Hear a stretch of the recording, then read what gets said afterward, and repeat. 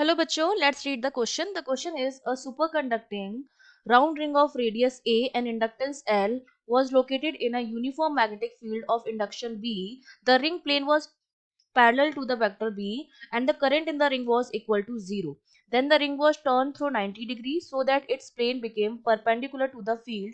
Find the work performed during the turn. तो इस turn में कितना वर्क करना पड़ेगा वो हमें बताना है. तो देखिए इस क्वेश्चन को करने के लिए हमारा जो की कॉन्सेप्ट रहेगा वो हमारा क्या रहेगा कि जो हम टर्न कर रहे हैं उसको पहले पैरेलल था रिंग प्लेन हमारा वेक्टर बी के, और अब हमने उसको 90 डिग्री से टर्न करके उसके परपेंडिकुलर कर दिया है. तो इसमें जो वर्क डन होगा वो किसी एक्सटर्नल एजेंट के थ्रू होगा. तो एक्सटर्नल एजेंट के थ्रू जो वर्क डन करना पड़ता है that is equals to change in energy. वो चेंज इन एनर्जी के बराबर होता है. ठीक है. और हम जानते हैं कि इंडक्टेंस के लिए जो एनर्जी होती है that is given by half L I square. E जो होता है that is equals to half L I square.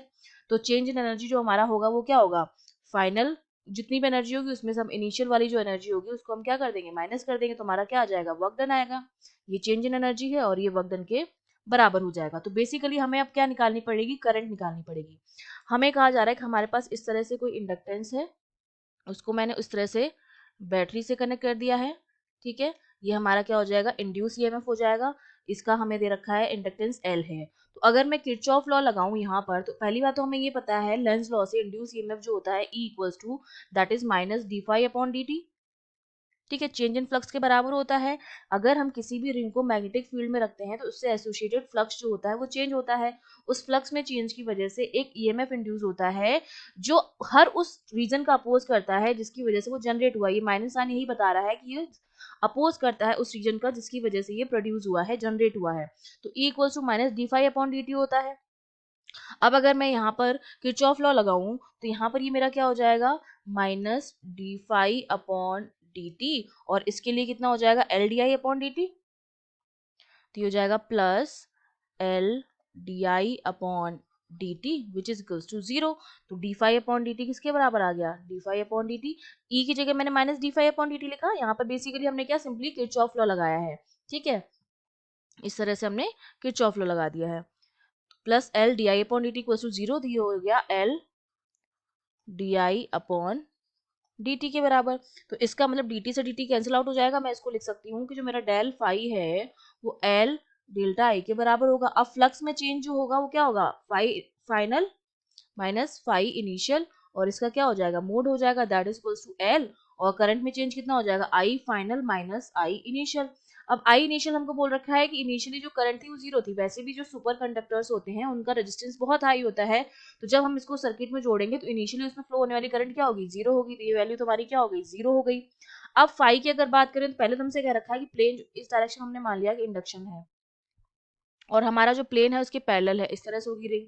तो एरिया वेक्टर जो होता है उसके परपेंडिकुलर होता है प्लेन के. तो एरिया वेक्टर यहाँ पर हो गया. तो दोनों के बीच में एंगल क्या हो गया, इनिशियली 90 डिग्री हो गया. और फाई जो हमारा होता है वो क्या होता है, बी डॉट ए के बराबर होता है.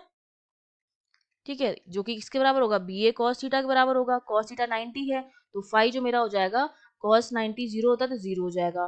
तो ये तो आ गई इनिशियल कंडीशन. फाई इनिशियल हमारा कितना आ गया, 0 आ गया. तो ये भी हमारा हो गया 0.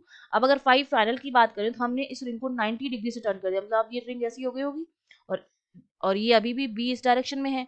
और तो ए जो होगा इसके परपेंडिकुलर, इसको इस तरह से कर दिया तो ए का वेक्टर भी इसी तरफ आएगा और ये वेक्टर भी इसी तरफ आएगा. अभी हमने इसको क्या किया, 90 डिग्री से टर्न किया है. अब दोनों एक दूसरे के पैरेलल हैं तो 0 डिग्री का एंगल है. तो फाई मेरा जो हो जाएगा वो बी ए के बराबर हो जाएगा. कॉस 0 क्या होता है, 1 होता है. तो फाई जो फाइन लाया है वो बी ए के बराबर आ गया.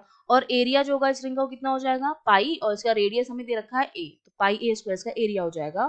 तो फाई फाइनल जो मेरा हो जाएगा वो हो जाएगा बी इंटू पाई ए स्क्वायर. ये फाई फाइनल की वैल्यू इक्वल्स टू एल और आई फाइनल की वैल्यू हो जाएगी यहाँ पर जिसकी जगह मैं लिख देती हूँ आई. तो यहाँ से आई मैंने निकाल लिया है. करंट मेरे पास जो आ गई है वो आ गई है बी पाई ए स्क्वायर अपॉन एल.